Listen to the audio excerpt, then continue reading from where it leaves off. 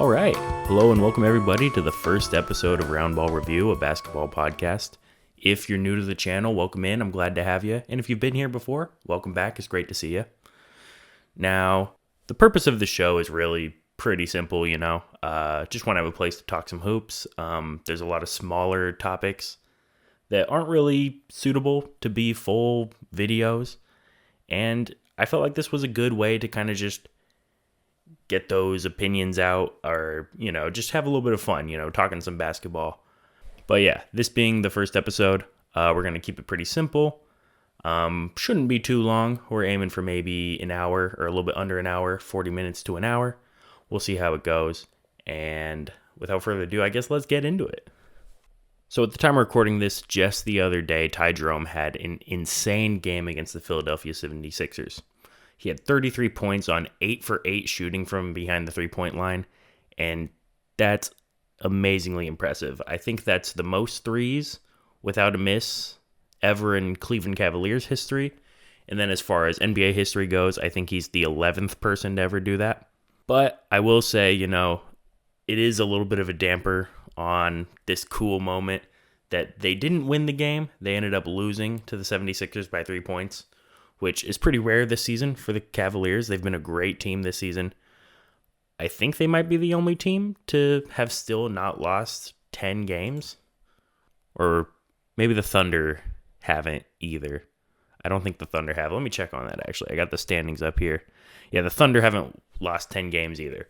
The Thunder have only lost 8. Cleveland's lost 9 now. So OKC is now overtaking Cleveland for the best team in the league. Damn, they're both over 80% win percentage. That's insane. Jeez. Sorry, I'm getting sidetracked here already. But Jerome's performance really impressive, and I kind of want to talk about Jerome as a whole. Really, he's been having a really good year off the bench for the Cavaliers this season, and he's been a guy that I've liked for a while now. And honestly, before this season, I kind of thought his NBA career was done. I know he played 2 games with Cleveland last year, but I didn't really anticipate seeing him, and definitely not in this big of a role. Now, back when he came on the scene with OKC, and I think it was 2021, he averaged 10 points. He was good, but that was a really bad OKC team. They were kind of tanking, but I did like what I saw from him back then, and I thought that he would be able to be a good NBA player. Not a star or anything, but I thought he would hang around. But then pretty quickly, it seemed like he was falling out of not just the rotation with the Thunder, but pretty much falling out of the league in general. And I thought that's where his career was going. I thought he was going to be one of these guys that we see, exit the league, spend some time in the G League, maybe go overseas. But no, he's really made himself known with Cleveland this season. In fact, there's probably a lot of people who didn't even really know who he was before this season. Now, obviously, a lot of people do remember him from back in his Thunder days. That was a somewhat exciting, second half of the season when he came on with the Thunder. I think there was something about him, he was friends with someone else on the team when they were younger. I feel like I remember something about that. I'm not going to look it up and check, but I feel like that was a storyline at the time, and it was just a fun time for the Thunder. They were tanking, playing a lot of young guys.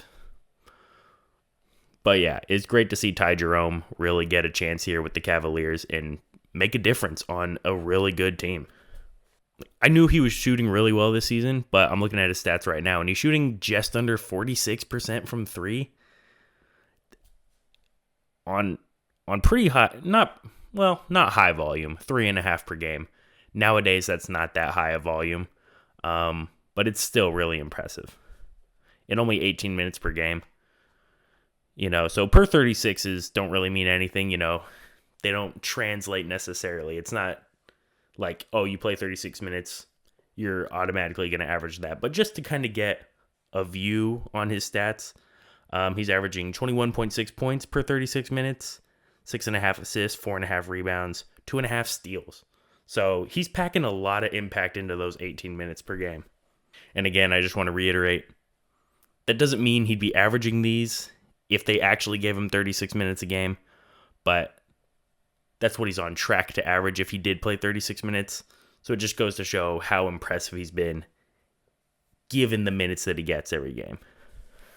And then one more thing before we move on about the Cavaliers, I kind of want to mention is that while they've been, basically the best team in the league this season, I guess not anymore. Now it's the Thunder, but they have been on a little bit of a, not cold streak. Well, kind of literally a cold streak. I think they've lost 3 in a row now, but in their last 10 games, they're 5-5, which, don't get me wrong, I'm not worried. I think this team is great. They're going to be fine, but it is a little bit like, this team that kind of looked not unbeatable, but, kind of almost unbeatable. They're starting to show cracks. They're starting to show that they're human. And I don't think it's cause for concern, but I do think it's a little bit like,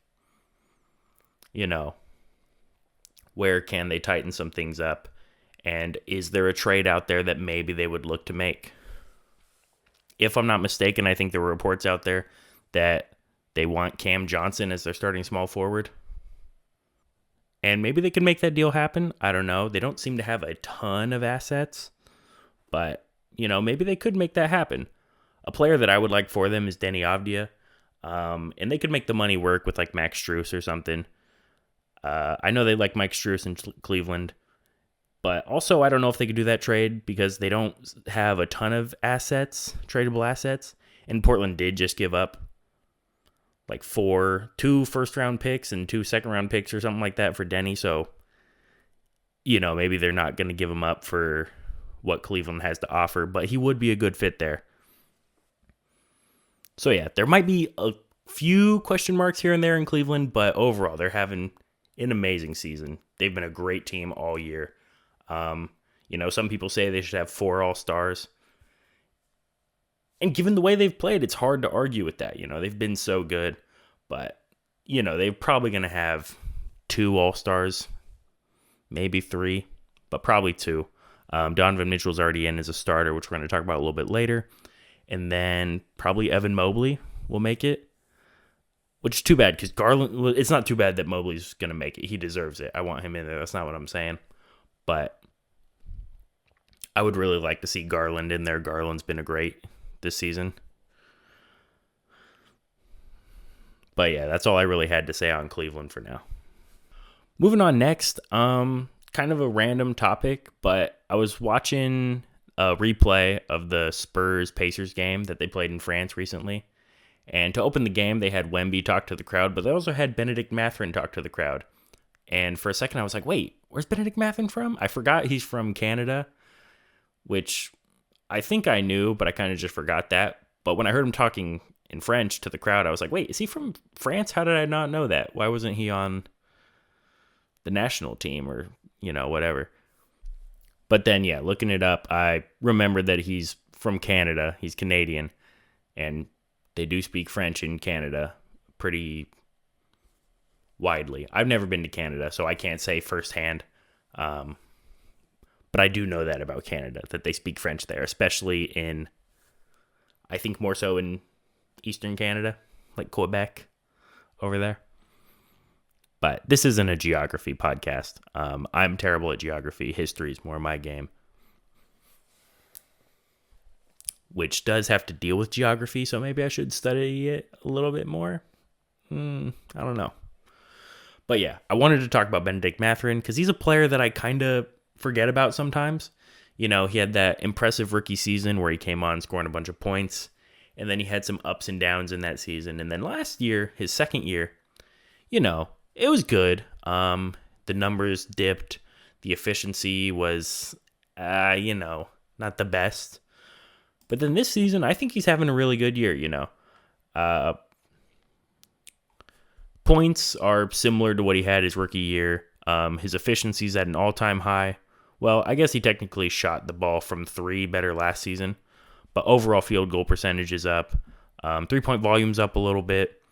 And yeah, he's just playing really well overall. Something else that kind of sticks out to me is that he's having a career high in rebounds by 2 full rebounds. So he's averaging 16.5 points, 6 rebounds, and just under 2 assists.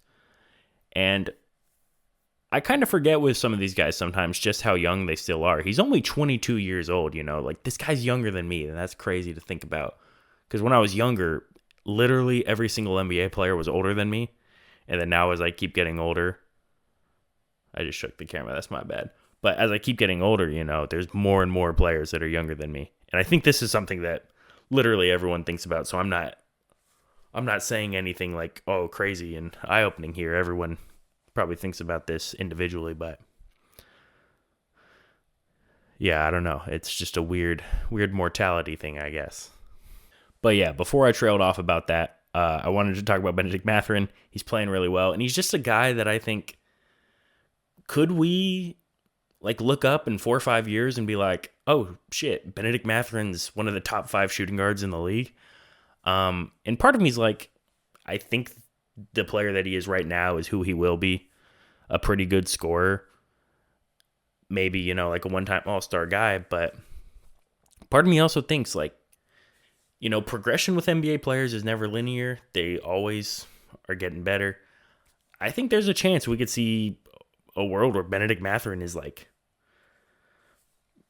has a good span of 5 years where it's man, Bennedict Mathurin, not a superstar, but kind of right outside that tier, I'm trying to think of another player who was good for a while. They came in good and then they were kind of the same player for a year, kind of the same player for a few years, but then, made a big jump and kind of blew some people away. I'm kind of struggling to think of one. I guess maybe Julius Randle would be the best example. And I know saying that right now feels a little bit weird, and probably it feels weird to hear it too, because Julius Randle isn't necessarily thought of in the highest regard right now. But remember, when he first arrived with the Knicks, he had that first season with the Knicks where he was good. But then that second year with the Knicks, everyone was like, holy crap, Julius Randle's insane. He made All-NBA. His shooting percentages were off the charts. He was averaging 25 points. And everyone was like, man, Julius Randle is on another level now. And then the next season, it kind of dipped back down. But then he had another season after that where he was All-NBA again. So I guess I'm thinking, something like that. Could we see Bennedict Mathurin be a guy where he has a couple years in his career where he's considered one of the best at his position in the league? And I think there's a good chance of that. Personally, on the Pacers, I don't know how much opportunity he'll get to show that. I don't know if his playmaking will ever really be at a level to take him to that next level. I think he'll always kind of be more of a pure scorer and, maybe a decent rebounder for his position, sure, but that doesn't get you to the superstar level. So I don't really see that necessarily. I do think he could easily be, a 1 to 3 time all-star guy, averaging 20 to 24 points. Which also, is that even enough to be an all-star these days anymore? Maybe in the right season with the right replacement, injury stuff. You never want to see anyone get injured, but that does play a factor. But yeah, the goalpost is kind of moved as far as all-stars go almost, I mean, and really 20 points, scoring 20 points a game is not like it used to be. When I was younger, someone was scoring 20 points a game. I was like, oh, damn, they're an all-star. But now I think the post has moved a little bit to where it's more like, oh, they're scoring 22, 23 points a game. That's when I kind of be like, okay, that's the all-star level. But also I want to just say you don't need to score to be an all-star. I don't want to misconstrue that because Domantas Sabonis, he might be up to 20 points per game right now during this season, but last season didn't even average 20 points per game. That guy is an all-star. He does it all. He can score, rebound, play make. You don't need to score to be an all-star, but if scoring is your main thing, if you're a scorer, I think that does play a factor in you being an all-star. Cam Thomas is not going to be an all-star because of his playmaking ability and his defense. Cam Thomas is a scorer. If Cam Thomas was going to make an all-star game, it would be through his scoring. He'd have to average, 27 points a game or something like that. So maybe that's kind of Mathurin's route.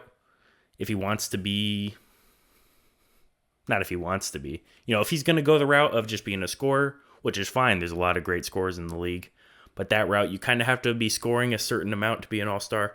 But if we see him kind of expand his game, which I'm going to be honest, I don't watch that many Pacers games. It's probably one of the teams I've watched the least this season. So maybe he is expanding his game and I just haven't seen enough of it. But if he goes that route, we could see a lot of good stuff from Bennedict Mathurin over the years. I think he's just a guy that we should be keeping our eyes on. Pacers fans are going to be like, yeah, no shit. Of course you should keep your eye on him. But the rest of us don't watch him every game. I think a lot of us don't watch the Pacers as much because Tyrese Halliburton got off to such a really weird and shaky start this year, and it was kind of like, I don't know, I don't want to really watch that. And they also have like a lot of players who can score. The scoring is like so evenly spread out that no one really scores a ton. And I think Bennedict Mathurin is a guy that could score a bunch. They're going to have to extend him soon. Are they going to be able to, or are they going to look to move him? I would think they keep him. I think they definitely would want to keep him. But yeah, I guess I don't really have a point in all this. I just think Bennedict Mathurin is a guy we should all be paying more attention to. And, he might surprise a few people. He already is really good, but he might be even better in a few years, what a crazy take, young player might be better in a few years, obviously, right? But, I don't know. I've just been thinking about Bennedict Mathurin a lot for these last 2 days, but yeah, that's pretty much it. We're gonna move on now. Let's get past this. All right, I gotta reset my camera real quick, and then we'll be right back. All right, we're back. My camera only records for like 20 minutes at a time, so I had to reset it. But yeah. Next, I kind of want to talk about a few teams, or maybe NBA standings as a whole. But before that, I kind of want to talk about the Chicago Bulls, because they're a really, I don't know if interesting team is the right word, but, a pretty interesting team. They should be tanking right now. And I'm pretty sure most people in their fan base want them to be tanking. And they're not having a great season. They're only winning 41% of their games, 19-27, right? But I think most of their fans would want them to be even worse. And this is kind of like a weird scenario because Zach LaVine and Nikola Vucevic are both playing at a really high level. Zach LaVine is shooting the ball at like an insane percentage from three. Vucevic is 20-10 for the first time in however many years. And he's shooting the ball really well from three too. It feels like for the first time in a Bulls uniform. And while that's really good for the Bulls, it helps their trade value to trade LaVine and Vucevic. But even then, I still don't know if anyone's going to trade for Zach LaVine. I feel like someone has to, right? He's playing so good. There's no such thing as an untradeable contract in the NBA, right? Although with these new second apron rules, which I'm not really a fan of, at least so far, maybe teams will start to adjust how they pay players. Maybe they'll stop handing out so many max contracts because there's really just no room to be handing them out so much, It's really squeezing that mid-tier player. It's like, oh, max players and then minimums. It's really hard to find those mid-tier contracts. But yeah, before I get too far ahead of myself talking about that, Zach LaVine playing really well. I really don't even know where they could move him. I don't know, something with Phoenix. Shit, I don't even know, man.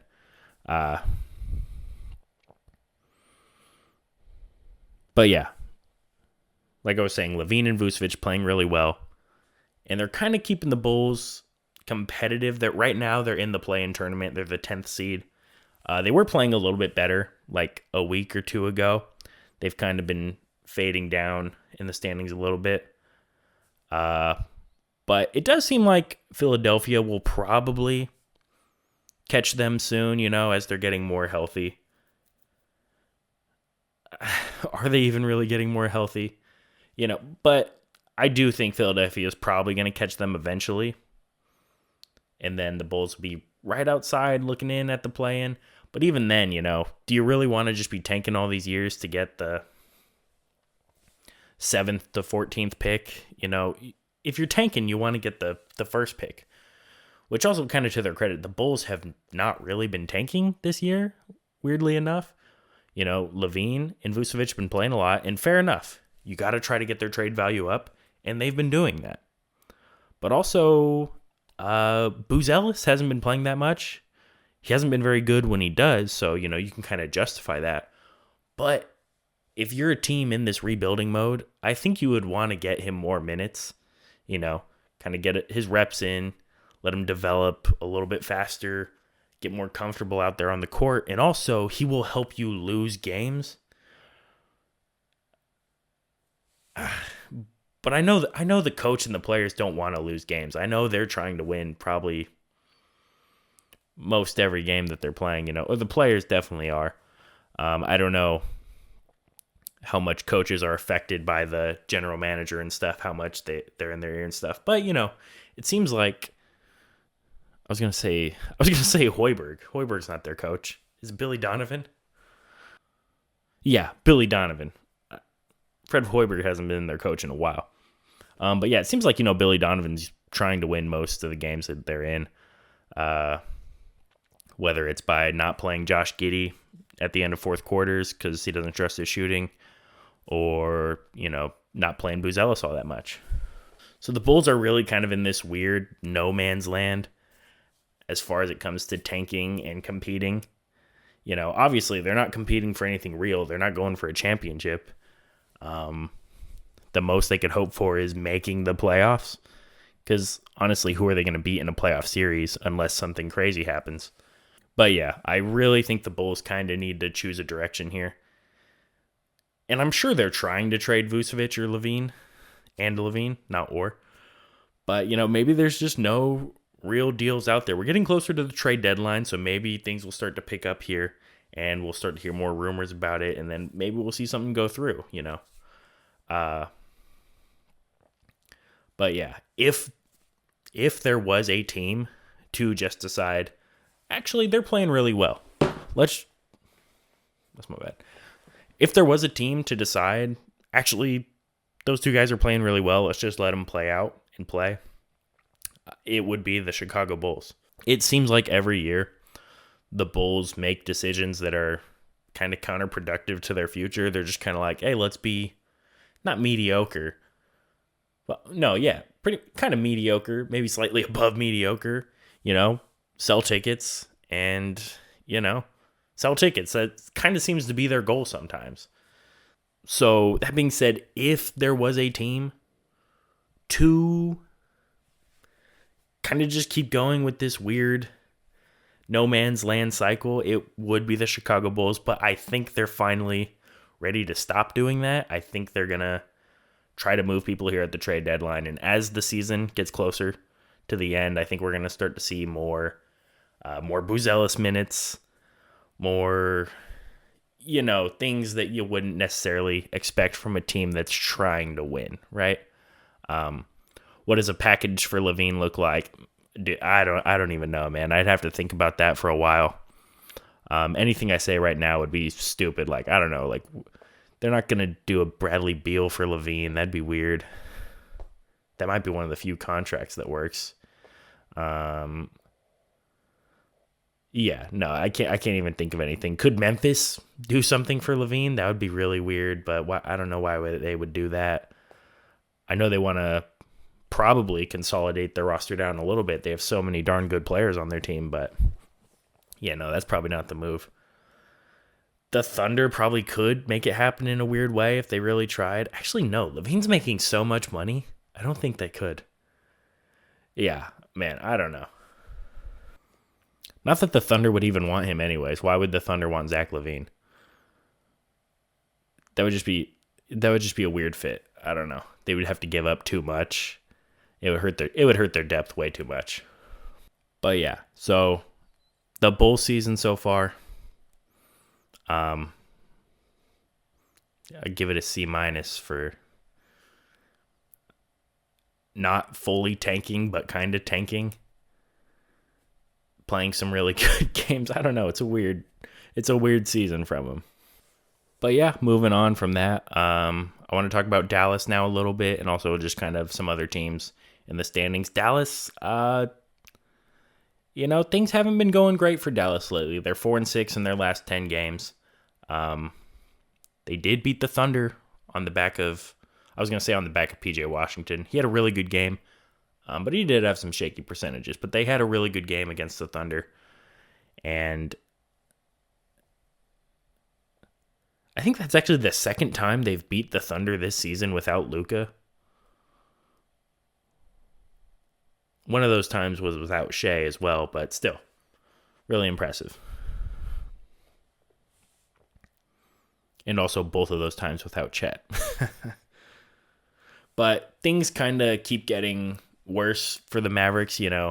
Back in December, Luka went out. Should be reevaluated here soon. But reevaluated doesn't mean coming back, so we'll have to wait and see what that even means, what the timetable is after he gets reevaluated. Hopefully it's not too long. Kyrie just came back from an injury. And now Derek Lively just went down. And what was it, 2 to 3 months? Months? Not weeks, months? Oh, man. It's rough. But they still have a lot of good players. And it's kind of frustrating watching Mavericks games if you're a Mavericks fan, because they have a lot of good guys on the team that keep them in all of these games that they're playing. It's like, oh man, like we're up by 10 in the third quarter. Maybe not 10, but it's like, oh, we're up in the third quarter, or we're right there. Oh, we took the lead back for a second. But then without Luka, without Kyrie, Kyrie's back now, but they kind of struggle to close things out without their main guys there. And hopefully Kyrie just came back, so hopefully that problem starts to subside a little bit with him back. But, they play these games really well, but then they just can't hold on to them or really take control of them there at the end. I did do like a mid-season review of the Mavericks a few days ago. So if you want to watch that video, you check it out. It's on the channel. But I do want to give a shout out to Daniel Gafford. He's been great this season. Both when Lively's there, when Lively's not there, he just plays a great center position. He blocks shots, dunks the ball, gets putbacks, has great finisher, as we can see by his shooting percentage. He usually leads the league. I think Kessler just took it from him, Walker Kessler. But yeah, Daniel Gafford been really good this season. I just want to give him some flowers. Great player. But yeah, they've slid down to the 9th seed now. And, both the Warriors and Spurs are trying to get into the play-in tournament. More so the Warriors. The Spurs, I don't know if that's necessarily like as dire of a situation for them, But, Wemby's so good, and Wemby wants to win every game he plays, so they might find themselves in the play-in. The Warriors, it's Steph Curry. Steph Curry's getting older. There's no time to waste. They're going to be doing everything they can to get into the play-in tournament. Other than, I guess, if you listen to Draymond and Curry, I guess they don't want to trade picks for some reason, which I can kind of understand to some degree, but also, not really, But yeah, things are tough out west, It's looking tough for the Mavericks right now at the 9th seed, half a game separating them and the Kings, tied with the Suns, half a game separating them and the Timberwolves. So, they could move up to 7 really easily, depending on how their next few games go. The Clippers aren't too far ahead of them, 2.5 games. Same with the Lakers, So if they get a good stretch of games, they could easily go back up, but they could also very easily fall down a bit. It's just something to kind of keep your eye on. And then also, just while we're here talking about the standings overall, the Detroit Pistons are in the 6th seed. And looking at the team that they were last year, that's kind of crazy. It really speaks to Cade Cunningham's development, and just kind of the importance of having some legitimate NBA players around him, if you can call Tim Hardaway and Malik Beasley that. I mean, you can. Malik Beasley's been great this year. Tim Hardaway a little bit less so, but he's still been good for them. He's been a good option on the court shooting the ball. I always liked him in Dallas, even though sometimes it was like, oh, dude, what are you doing? But I always liked him. Tobias Harris is another player I always liked, even though kind of the same thing. Sometimes it's like, dude, you should be so good. Why are you not playing good right now? For lack of better words. But things are looking good in Detroit for the first time in quite a long time. Jaden Ivey's playing really well this season. I know he just went out, but it's looking good in Detroit. Bright future ahead. All right, now that we got most of that stuff out of the way, I'll talk about other teams at different times. I can't talk about everyone in one episode, that would take way too long. So as we do more episodes of this, I'll talk about other teams and how they're doing and stuff. But right now I want to talk about NBA All-Star, something a little less important, but, still fun nonetheless. Let me just check on my time here. I got like 4 minutes before I need to reset my camera again. But the starters were announced. It's Giannis. So this is the East. Giannis, Jason Tatum, Karl Anthony Towns, and then Jalen Brunson and Donovan Mitchell. No surprises there, really. And then in the West, Stephen Curry, Kevin Durant, Shai Gilgeous-Alexander, LeBron James, Nikola Jokic. No real surprises there either. I would maybe argue that there's some players that deserve it over Kevin Durant and Curry. But there's Stephen Curry and Kevin Durant, right? And, this is the All-Star game. The starters. Can you really blame them? I could sit here and talk about how, I think Jaren Jackson Jr. should be in over Kevin Durant. He's been so important to the Grizzlies, who have been really good this year. And, that might be true, but also it's Kevin Durant. And he's still playing like Kevin Durant, regardless of how the Suns are playing, which sometimes is really bad, but also sometimes is decent. But yeah, so NBA starters, nothing to get too worked up about. Curry and Durant are still really good. They're still all-star caliber players, so you want them in the game. I get that. And it's not even an all-star game this year. I forgot. It's that weird tournament thing. It's going to be like, what are there? There's 4 teams. 3 of them being comprised of all-stars, and then one of them being comprised of rising stars that win the Rising Stars tournament 2 nights before. Yeah, so I think when I first heard that, I was like, what the hell are we doing? What is this? But now that it's coming up, I don't know. I'm curious, right? I do think it could be fun. Maybe. I was going to say, I feel like I may miss the All-Star game, but let's be real. When's the last time I felt like one was good? I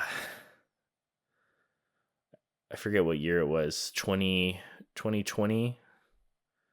I think that was the year after Kobe's passing, or the season during it.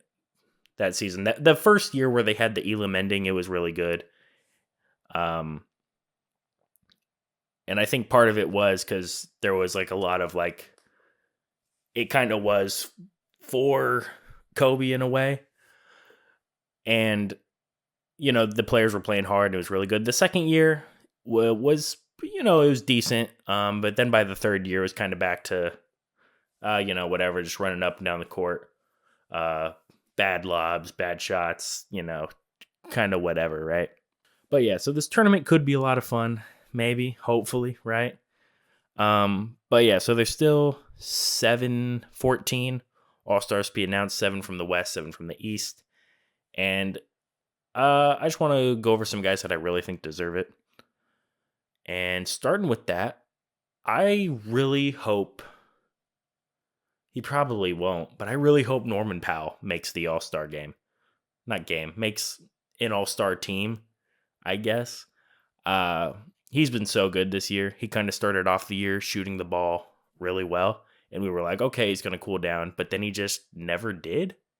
So yeah, while he probably won't make it, and if you really want to break it down, he's probably not their most important player on the team. It's probably still James Harden, because even though James Harden isn't shooting the ball so well this year, he's still just, such an important playmaker. And then also Zubats is such an important presence down low. But Norman Powell's just playing so well. And it's just really impressive to see. I like seeing stories like this, guys that have been playing a certain role their whole career. And now it's like, they're a legitimate star this season, and I would love to see that rewarded. Okay, I forgot about resetting my camera, so I got cut off there talking about Norman Powell. But just overall, I would love to see Norman Powell make the All-Star game. I think that'd be a lot of fun, and I think he deserves it. I think his great play, great improvement this season should be rewarded. Also, players I want to see make it, I do think Jaren Jackson Jr. should make the All-Star game. I mentioned that briefly a minute ago. But he's been so important to that Memphis team, offensively, defensively. He's been a great presence on that team. Domantas Sabonis, I'm just so impressed by the way Domantas Sabonis plays the game. I know Jokic basically does everything he does, but better. But I don't know. I love watching Domantas Sabonis play. All right. Sorry about that. We had some camera problems, but we got them all sorted out now. So I think I was talking about Jaren Jackson Jr., and how I think he should be an all-star. Maybe I was talking about Domantas Sabonis. But I was talking about one of those guys. But really, as far as All-Star Weekend goes, there are a lot of guys deserving for different reasons. And I think maybe in a future episode, I'd like to get into that a little bit more. Who do I think should be an all-star? Whether it's in a future episode of this podcast or in a video of its own. We might talk about it a little bit there. But I think I want to move on from that now and head in a little bit of a different direction. So we're kind of in the home stretch here. But before we go, I want to talk a little bit about the trade deadline. And honestly, I don't have too much to say about it, but it's coming up, and I think we need to at least acknowledge that. And, maybe I'll look at it a little bit more in the future, talk a little bit more about it, but I just want to touch on it briefly here, The big question mark is Jimmy Butler. Are the Heat going to trade Jimmy Butler? It feels like they have to at this point. They've suspended him 2 different times now. Once for 7 games, and then again for 2 games. But it's rough out there in Miami. Not all bad though. Khalil Ware's looking pretty good. But with the trade deadline coming up, the biggest question is, where's Jimmy Butler going to go, if anywhere? Also, just some interesting things I saw floating around is that could the Lakers look to move Dalton Connect? I don't know. That might be something to look at. If the Lakers are really trying to go all in on this season, give LeBron and Davis, this chance to compete for a championship. And while I do like Dalton Connect, I don't think he should be untouchable, right? If the right trade comes along, I would say do it. But if you're making a trade just to make a trade, I don't think Dalton Connect is the piece to give up. Other than that, Memphis might be looking to make trades. They got a lot of good players. They have a decent amount of assets. They could really make a splash. I don't know what that splash would be. Maybe they go get Cam Johnson. Maybe it's a Denny Avdia. Maybe it's, something totally out of left field that we're not even expecting, right? But yeah, Memphis is a team that a lot of people are watching to see if they make a move or not. Kind of same with the Oklahoma City Thunder. They have a literal treasure trove of assets, so many first-round picks, so many second-round picks. They have a decent amount of contracts. They can kind of match any contract in the league pretty much. They're able to aggregate their guys. They're not a second-apron team. Right now is probably the best time for them to make a move before they have to re-sign Jalen Williams, before they have to do all this stuff, and then they're, kind of tied up and are limited in what they can do. Right now might be the time to strike while they can make these moves. What those moves are, I don't know, man. They're such a good team. It's kind of hard to really say what they should go trade for when they don't really need anything. They still, at times when Hartenstein's on the court, get killed a little bit on the glass. But it's really tough to say what they should trade for when they're such a good team. Maybe they want Cam Johnson. Everyone seems to want Cam Johnson, and every team should want Cam Johnson. He's a really good player. Could be really valuable to any team that can afford him. But yeah, so what teams are going to be looking to sell? Like I said, the Nets will probably be selling anything that they can. Portland, I'm not sure. I think it would make sense if they were selling because they don't have a guy that they for sure want to build around yet. So maybe they could be selling, but then they also could kind of be in the realm of it's like, no, these are the guys we want to go with. And, there's a lot of guys that are young enough, so we're going to go with that. And DeAndre Ayton, I don't think anyone would be willing to trade for DeAndre Ayton on the contract that he has. But, yeah.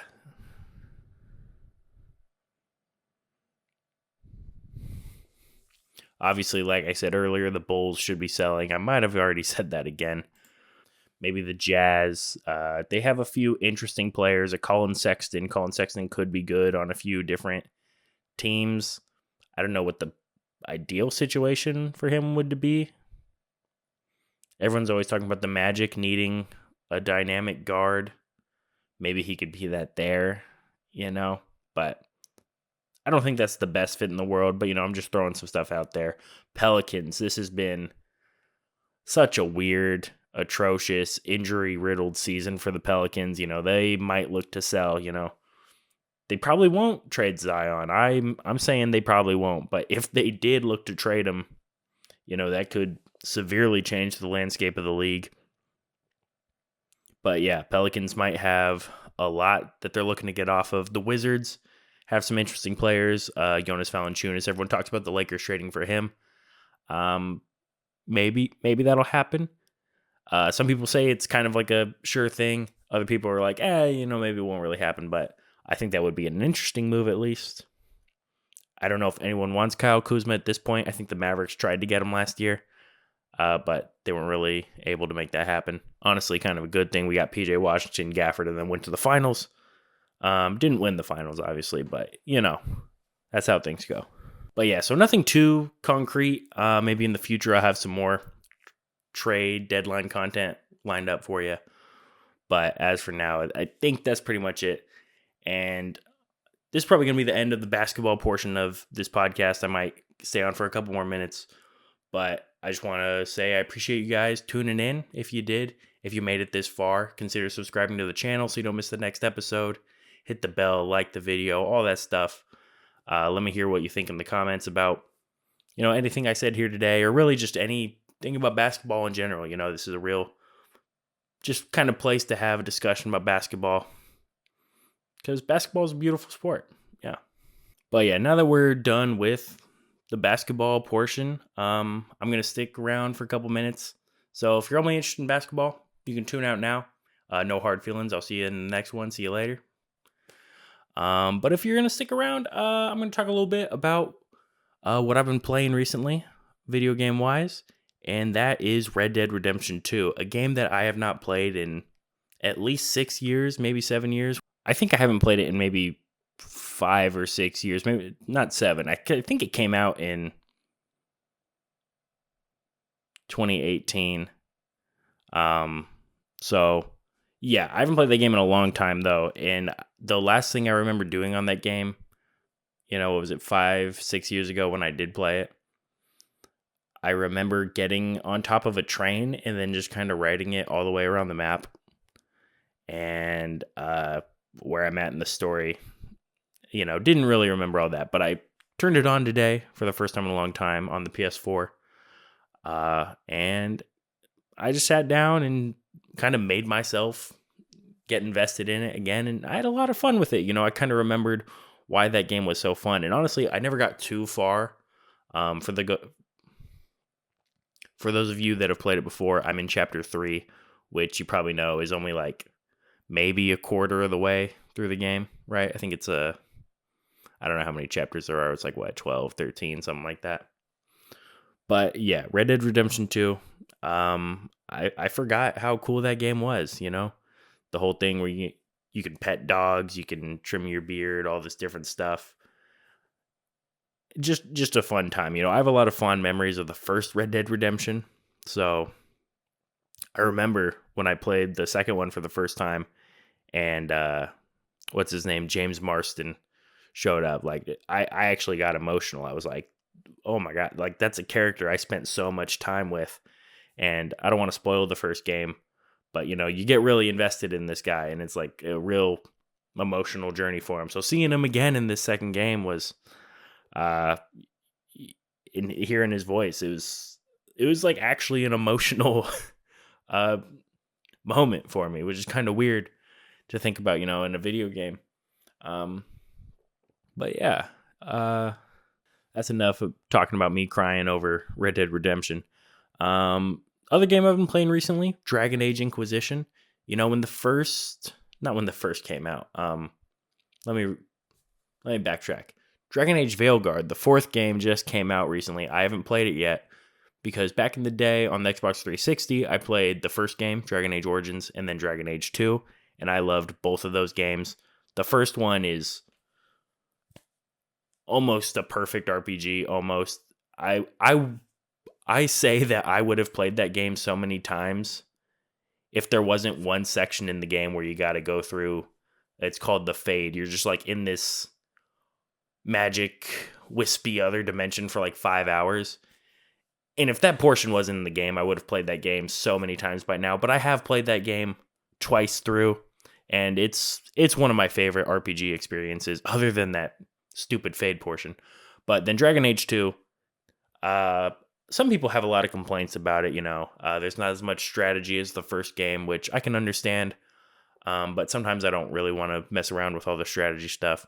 And then, there's like, reused assets because they had a very tight timeline, and I don't really care about that stuff. I'm really there for the characters and the story and the way the characters interact with each other, and I really like how that was done in the second game. Some people don't like the main character, your character. I thought he was cool, and there wasn't as much choice as the first game, which, I liked how many dialogue options you had in the first game for like almost every scenario, right?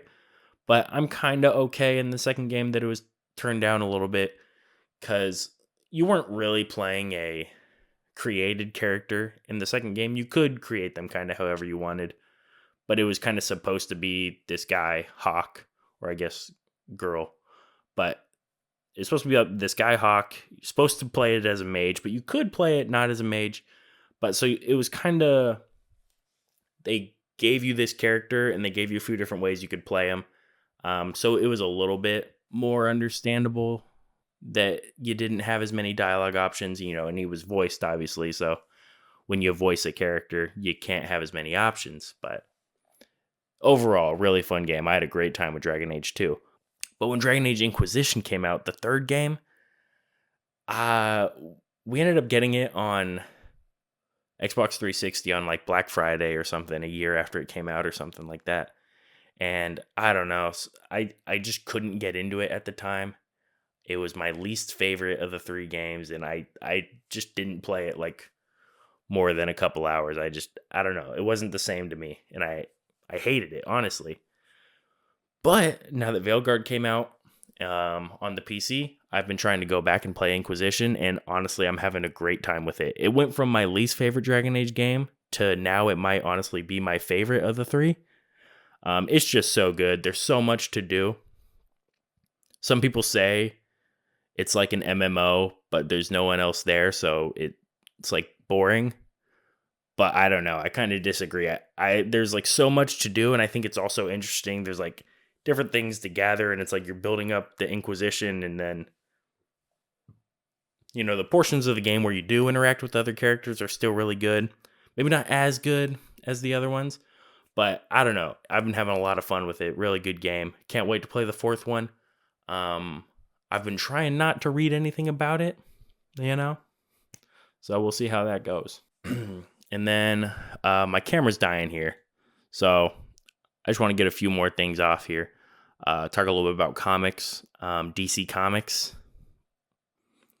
I read Marvel comics too. I read a lot of different comics, but I just want to give a little overview on comics here before my camera dies. I think comics might be a little regular thing I talk about at the end of these videos or episodes. And recently, I've been reading a lot of DC. They have a thing called DC All In, where they're kind of getting like all the best writers and stuff working on these stories, and it's a cool thing. You might have heard of Absolute Batman. It's kind of a title where, he's not rich and stuff. It's an alternate universe, obviously, all that. But that one's really interesting. I think that's probably the most likely that people have heard of. And if you get a chance to check it out, I think you should. The first editions of it are expensive, but you can either read it, I don't know, on an app or online, or, there's reprintings of it. You could probably get your hands on it in some way to read it, and I highly recommend doing that. Other than that, they have a new Justice League series, which I've kind of been getting invested in. New Aquaman series, big Aquaman guy over here. Love anything Aquaman.